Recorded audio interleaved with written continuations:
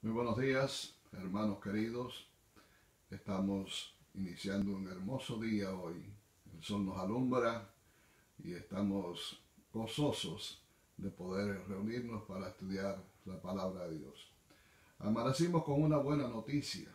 Estuve leyendo hace unos momentos el Nuevo Herald, el diario principal del sur de la Florida, y la noticia es de que una jueza anoche emitió finalmente una orden para liberar a cientos de prisioneros en el sur de la Florida por causa de problemas de inmigración. Habían sido detenidos desde hace muchos meses atrás, antes de que sucediera este problema del coronavirus. Así que esa orden ha sido emitida por esta jueza. Nosotros hemos estado orando por muchos de esos prisioneros, incluyendo uno que es de la iglesia de Fort Pierce, una de las iglesias de mi distrito. Así que confiamos en que el Señor va a hacer un milagro y que todos estos presos van a estar en sus hogares en este fin de semana tal vez o la semana próxima. Así que les pido a ustedes seguir orando por estos casos para que el Señor pueda hacer un milagro en todos ellos. Tengamos una oración para iniciar el estudio en esta mañana. Padre amante que moras en los cielos, te damos gracias por todas tus bendiciones, gracias por tu amor y por tu misericordia, y gracias por este nuevo día. Al iniciar este día, así como al iniciar el estudio de tu palabra, pedimos tu bendición, que tu Espíritu Santo sea con cada uno. Lo pedimos en el nombre de Jesús. Amén. Muy bien, en el día de hoy vamos a estudiar el pasaje de Apocalipsis capítulo 11 versículos 15 hasta el 19. Este pasaje está relacionado con tres eventos fundamentales. El primero de ellos es la recepción del reino de Cristo, cuando Jesús recibe el reino. El segundo aspecto que presenta este pasaje tiene que ver con la apertura del tribunal celestial. Y finalmente se nos presenta aquí el juicio de Dios sobre todas las naciones. Así que son los tres aspectos que aborda este pasaje. Apocalipsis capítulo 11, versículos 15 a 19. Decíamos cuando iniciamos el estudio de Apocalipsis que hay tres periodos de 7 que se presentan en este libro, que son de estudios muy importantes. Uno es las 7 iglesias, el otro es de los 7 sellos y el tercero las 7 trompetas. Estamos estudiando básicamente la parte final de esos periodos. O sea, cuando estudiamos las 7 iglesias, estudiamos la séptima iglesia, que es la iglesia de la Odisea. Cuando estudiamos los sellos, estudiamos el sexto sello, que tiene que ver con nuestro tiempo, con los acontecimientos de nuestro tiempo. Y este, que es el de la séptima trompeta, está relacionado también con los acontecimientos que ocurren en nuestra época, en nuestro tiempo. De hecho, los adventistas del séptimo día consideramos de que la séptima trompeta comienza a ser tocada a partir del año 1844. Así que las demás trompetas que tienen que ver con eventos mayormente de tipo político, movimientos ocurridos en este mundo por causa de diferentes, digamos, naciones y demás, no están tan relacionadas con la iglesia, aunque sí están relacionadas también. Pero este de la séptima trompeta tiene una relación mucho más, más estrecha con nosotros en cuanto a la historia de nuestra iglesia adventista. Así que vamos a entrar en el estudio. Vemos los versículos en cuestión, versículos 15 al 19 del capítulo 11 de Apocalipsis.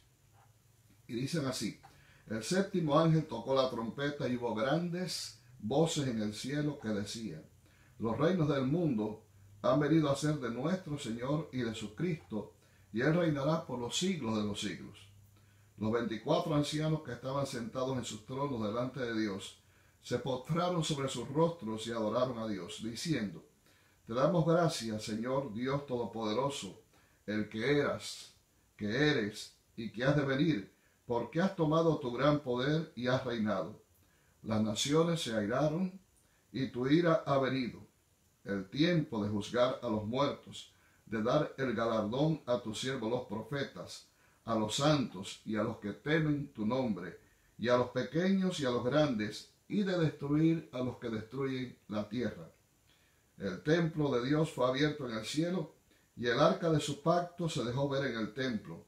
Hubo relámpagos, voces, truenos, un terremoto y granizo muy grande. Bien, aquí encontramos varias cosas que ocurren en medio de esta séptima trompeta. Decía hace un momento que el sonido de esta trompeta para nosotros adventistas comienza a escucharse a partir del año 1844. La primera pregunta es: ¿cuándo recibe Jesús el reino? ¿En qué momento Jesús debe recibir el reino que se menciona aquí? Vamos a buscar el primo hermano del libro de Apocalipsis, que es el libro de Daniel. De hecho, la sierva de Dios recomienda que en estos últimos tiempos estos dos libros deben ser estudiados minuciosamente por el pueblo de Dios. Así que iremos al capítulo 7 y versículos 13 y 14 del libro de Daniel. Ahí encontramos un pasaje interesante, porque en este pasaje se presenta una escena maravillosa. Dice aquí, Daniel capítulo 7 y versículos 13 y 14. Miraba yo en la visión de la noche y vi que con las nubes del cielo venía uno como un hijo de hombre. Vino hasta el anciano de días y lo hicieron acercarse delante de él. Y le fue dado dominio, gloria y reino para que todos los pueblos, naciones y lenguas lo sirvieran. Su dominio es dominio eterno que nunca pasará y su reino es uno que nunca será destruido. Así que en esta venida de Jesús, que no es la venida de Jesús a la tierra, Él viene hasta el Padre para recibir el reino. Es interesante que antes de este pasaje, en el mismo capítulo 7 de Daniel, encontramos también una referencia al juicio. En los versículos 9 en adelante dice: estuve mirando hasta que fueron puestos unos tronos y se sentó un anciano de días. Su vestido era blanco como la nieve y el pelo de su cabeza como lana limpia. Su trono llama de fuego y fuego ardiente las ruedas del mismo. Un río de fuego procedía y salía de delante de él. Miles de miles lo servían y millones de millones estaban delante de él. El juez se sentó y los libros fueron abiertos. Una referencia al juicio. Me gusta la descripción que hace el Espíritu de Profecía sobre este pasaje, donde Elena White presenta que cuando vino Cristo hasta el Padre para comenzar el juicio investigador, que como decíamos ayer, comienza a partir del 22 de octubre de 1844. En ese momento el Padre entra en un carro de fuego al lugar santísimo y detrás le sigue a Cristo para iniciar la obra de investigación de este evento tan importante que esperamos pronto a culminar. Y en algún momento antes del cierre de la gracia será cuando Jesús reciba el reino tal como se presenta acá en el versículo 13 y 14. De manera que estamos ahora en ese impasse, diríamos, ¿no? En ese proceso. Sabemos que hace muchos años Cristo inició el juicio investigador en el santuario celestial, pero sabemos también que esto ha de concluir muy pronto. No espero que pase mucho tiempo antes de que esto concluya. Así que en algún momento Jesús finalmente va a recibir el reino y una vez que lo reciba, a determinar con este evento en el cielo para entonces levantarse, como dice también el capítulo 12 de Daniel, versículo 1, levantarse de Miguel para venir a buscar a su pueblo. Ahora bien, aquí se menciona un grupo de 24 ancianos. En el versículo 10 de Apocalipsis 11. ¿Quiénes son estos 24 ancianos que dice que están sentados delante del trono de Dios, se postran sobre sus rostros y adoran a Dios y tienen unas expresiones muy lindas de alabanza a Dios? Le dicen a Dios: te damos gracias, Señor Todopoderoso, el que eres, que era y que has de venir, porque has tomado tu gran poder y has reinado. De manera que cuando ese evento ocurra de que Cristo tome el poder, que se le dé el reino para ser Rey de Reyes y Señor de Señores, los 24 ancianos van a prorrumpir en alabanza al Señor por este gran hecho. Hay algunos textos en Apocalipsis que nos hablan acerca de estos 24 ancianos. Vamos a irnos en un saltico al capítulo 4 y vamos a leer algunos pasajes. Capítulo 4 de Apocalipsis, versículos 4.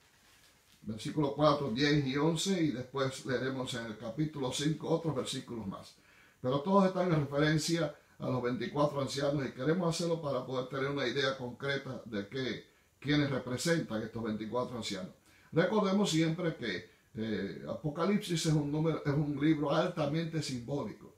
Así que aquí vamos a encontrar indudablemente el simbolismo de estos 24 ancianos. Versículo 4 del capítulo 4 dice: alrededor del trono había 24 tronos, y en los tronos vi sentados a 24 ancianos vestidos de ropas blancas con coronas de oro en sus cabezas. Tengamos en cuenta que los ángeles no se sientan en tronos.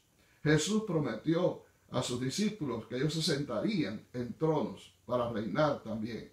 Evidentemente estos no son ángeles, tengamos en cuenta eso. Están vestidos de ropas blancas, tienen coronas en su cabeza, coronas de vencedores, coronas de reyes. En Apocalipsis capítulo 1 dice que el Señor nos ha hecho por reyes y sacerdotes para la gloria de Dios. De manera que aquí no estamos en presencia de ángeles. Vamos a ver otro versículo. El 10 y el 11 nos dicen: los 24 ancianos se postran delante del que está sentado en el trono y adoran al que vive por los siglos de los siglos, y echan sus coronas delante del trono diciendo: Señor, digno eres de recibir la gloria, la honra y el poder, porque tú creaste todas las cosas y por tu voluntad existen y fueron creadas. Se postran para adorar a Cristo y echan sus coronas en señal de sometimiento, en señal de adoración, en señal de reconocimiento de la supremacía del Señor. Y el último pasaje está en el capítulo 5 y versículos 8 a 10. Cuando hubo tomado el libro, los 4 seres vivientes y los 24 ancianos se postraron delante del Cordero. Todos tenían arpas y copas de oro llenas de incienso, que son las oraciones de los santos. Pero dice el versículo 10 que ellos emiten esto, ¿no? 9 y 10. Y cantaban un cántico nuevo diciendo: digno eres de tomar el libro y de abrir sus sellos, porque tú fuiste inmolado y con tu sangre nos has redimido para Dios de todo linaje, lengua, pueblo y nación. Nos has hecho para nuestro Dios un reino de sacerdotes y reinaremos sobre la tierra. Así que estos 24 ancianos que adoran al Señor allí constantemente reconocen que el Señor los redimió, y por eso es el motivo de adoración, y han sido convertidos en sacerdotes, reyes y sacerdotes para la gloria de Dios. Bueno, algunos interpretan de que estos 24 ancianos pueden ser las primicias que Jesús llevó al cielo después de su resurrección. O sea, bueno, los que fueron resucitados cuando Cristo resucitó. Recuerden ustedes que las tumbas se abrieron y muchos de los creyentes fueron resucitados, y después en la ascensión de Jesús subieron con Jesús al cielo. Fueron trofeos de guerra que el Señor presentó delante del Padre, que daban testimonio de su victoria sobre la cruz. De manera que esas primicias, que evidentemente eran el antitipo del tipo que se celebraba en Israel, de la fiesta de las primicias, es una garantía de la resurrección de los muertos a la venida de nuestro Señor Jesucristo. Así que yo también creo eso. Yo creo que estos 24 ancianos se refieren a ese grupo especial. Ahora, es interesante que en este pasaje de las Escrituras, el Señor va a emitir inmediatamente una orden judicial para juzgar a las naciones. ¿Por qué razón? Dice que las naciones se han airado. Versículo 18. Vuelvo otra vez a Apocalipsis capítulo 11, ¿no? Las naciones se han airado, tu ira ha venido.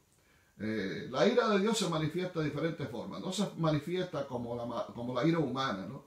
La ira humana es irracional, es incomprensible, es apasionada, se manifiesta en destrucción, en hacer daño.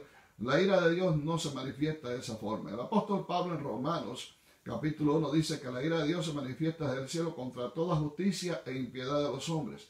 Pero la respuesta que Dios da a la justicia y la impiedad de los hombres es mediante el Evangelio.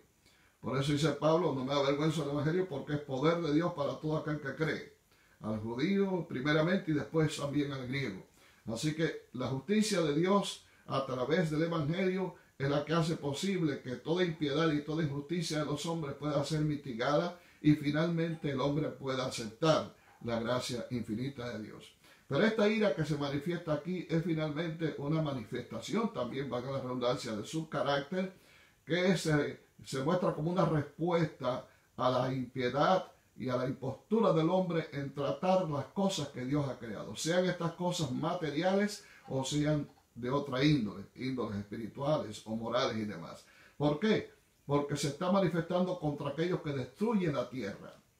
Bueno, estamos viviendo en una época en que el mundo se está gozando hasta cierto punto, porque por causa del coronavirus se está recuperando un poco la atmósfera, se está recuperando la tierra.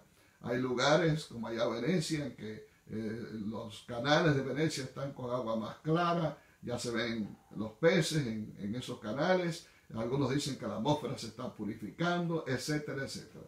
Evidentemente, no obstante, esto ha demostrado cómo el hombre ha dañado la tierra en todo sentido. Hay muchas especies de animales que están extintas, otras están ya en peligro de extinción, y el hombre en su afán de lucro, en su afán de prepotencia, ha destruido el mundo que Dios nos dio como un legado precioso. Han sido malos administradores, y a veces me pregunto si nosotros mismos nos hemos sumado a esta campaña de destrucción. Es un grave pecado tratar mal las cosas que Dios ha creado. Dios nos puso a nosotros como administradores de lo que Él ha creado para que lo conservemos de la mejor manera, porque finalmente este mundo es nuestra casa, es nuestro hogar, hasta que Cristo venga y nos lleve a un lugar mejor. Y debemos cuidarlo porque pertenece a Dios, no nos pertenece a nosotros. Así que, sin embargo, esto va a volver a lo mismo. Una vez que pase esta situación del coronavirus, el hombre seguirá haciendo lo mismo. La Biblia es clara, los hombres irán de mal en peor, nada aquí va a mejorar. Esto es una etapa nada más, pero todo lo demás seguirá siendo igual o peor que lo que hasta ahora ha sido. Entonces, dice que ha llegado el tiempo ya de juzgar. ¿Y cómo sabemos exactamente cómo Dios va a proteger este mundo? ¿Cómo Dios va a actuar en concordancia con la forma en que el hombre ha destruido este planeta y ha actuado injustamente con las cosas que Dios ha creado? No solamente por el hecho de que ha destruido el mundo, Dios va a juzgar a la humanidad, sino también, como dice el texto, porque han destruido también, han aniquilado, han perseguido a los siervos de Dios. Se han cometido muchos crímenes, se han cometido muchas vilezas en aquellos que han seguido el nombre de Cristo y simplemente han sido juzgados por diferir en sus opiniones religiosas, en sus principios de la denominación o de aquel cuerpo que la Biblia presenta, el Apocalipsis lo presenta como el organismo perseguidor del pueblo de Dios a lo largo de 1260 años. De eso vamos a hablar más adelante en este tiempo de meditación. Pero esta es la razón de juicio. Dios quiere vengar también la sangre de los que han sido martirizados, de los que han sufrido vejaciones, de los que han sufrido cárceles, de los que han sufrido la muerte por causa del nombre de Jesús. Pero el versículo 19 tiene una connotación muy importante. Dice que el templo de Dios fue abierto en el cielo y el arca de sus pactos se dejó ver en el templo y hubo relámpagos, voces, truenos, un terremoto y un granizo grande. El templo se abrió, pero ahora en estos momentos la visión que tiene el apóstol San Juan no es como la que tuvo en el capítulo 8 de Apocalipsis. En el capítulo 8 de Apocalipsis San Juan vio el templo abierto, pero lo que vio fue la mesa de los panes, vio el altar del incienso, vio el candelabro de oro. En ese lugar donde estaban estos muebles correspondía al lugar santo del santuario terrenal, de manera que Juan vio en esa visión la primera sección del templo, el primer espacio del templo. Pero ahora está mirando más adentro. Es el lugar donde se encuentra el arca que contenía las tablas de la ley. Esto estaba en el lugar santísimo, estaba en la segunda dependencia del templo. ¿Cuándo fue que el templo, el segundo lugar, la segunda dependencia, el lugar santísimo, fue abierto y finalmente se contempló el arca de Dios? Allí donde estaban las tablas de la ley y donde en el cielo están las tablas de la ley para juzgar al hombre. Evidentemente fue en el año 1844 cuando Cristo pasó del lugar santo al lugar santísimo para iniciar entonces el juicio investigador basado en la ley de Dios. Como dice Santiago, todos hemos de ser juzgados por la ley de libertad, la ley de los 10 principios, de los 10 mandamientos que debemos obedecer como una prueba de nuestro amor y de nuestra devoción a Dios. Por eso entendemos que esta trompeta comienza a sonar a partir del año 1844. ¿Cuándo concluirá esta obra de juicio? Hermanos queridos, ni usted ni yo lo sabemos. Pero muy pronto ha de concluir. En estos momentos el Señor se está preparando ya para recibir su reino. Muy pronto los 24 ancianos van a prorrumpir en alabanzas de glorias, de aleluyas, de hosanas, para reconocer una vez más el acto de gran condescendencia que tuvo Cristo al venir a este mundo, al morir por ti y por mí en la cruz del Calvario. Nos ha redimido de entre todas las naciones por medio de su sangre. Y yo le doy gloria a Dios por eso. Muy pronto, finalmente, el Señor ha de venir para juzgar a las naciones y para dar a cada uno el galardón de acuerdo a lo que haya hecho. Yo te invito a ti en esta mañana a que vivas, a que vivamos todos siempre unidos al Señor. Que podamos cada día entregar nuestras almas a Cristo, hacer un nuevo pacto de fe y de amor con Cristo, haciendo lo que la Biblia nos indica para poder seguir caminando en el camino de la vida eterna, siguiendo sus principios, escuchando la voz de Dios cada mañana cuando abrimos la palabra de Dios, orando a Dios en todo tiempo, con toda deprecación y súplica en el Espíritu, como dice el apóstol Pablo, y también procurando nuestra salvación con temor y temblor. Que el Señor te bendiga en esta mañana, es mi deseo y es mi oración. Tengamos en estos momentos un momento de meditación. Padre amante que moras en los cielos, alabamos tu nombre. Te damos muchas gracias por un nuevo día. Te damos muchas gracias por habernos permitido estudiar tu palabra. Gracias por aquellos que van ahora camino a su trabajo, otros van a entregarse a sus tareas hogareñas. Sea como sea, Señor, queremos que tú bendigas a todos por igual, pero especialmente los que tienen que salir por alguna razón, sea para ir a trabajar o buscar algunas cosas. Estamos en el día de preparación, mañana es el día sábado. Rogamos, Señor, que tú protejas y cuides de tus hijos en la amplia redondez de la tierra. Que tus ángeles, Señor, vayan a su lado y que puedan defenderlos de todo tipo de mal que pudiera hacerles daño. Bendice también, te pedimos, a todos estos hermanos nuestros y personas que han sido detenidas por causa de inmigración y que no tienen realmente delitos que justifique que estén pasando este tiempo de apretura en esas prisiones donde no hay ningún tipo de protección contra este virus. Rogamos, Señor, que nuestros hermanos que están allí en esas cárceles puedan ser liberados muy pronto y puedan estar nuevamente con sus familias. Y bendice a todos aquellos que están padeciendo por causa de este virus. Detén este mal, Señor, para que podamos seguir adelante en la predicación del Evangelio y preparando al mundo para muy pronto recibir a Jesús. Gracias por todas las cosas. Bendícenos en este día. En el nombre de Jesús oramos. Amén. Dios te bendiga. Que el Señor te guarde.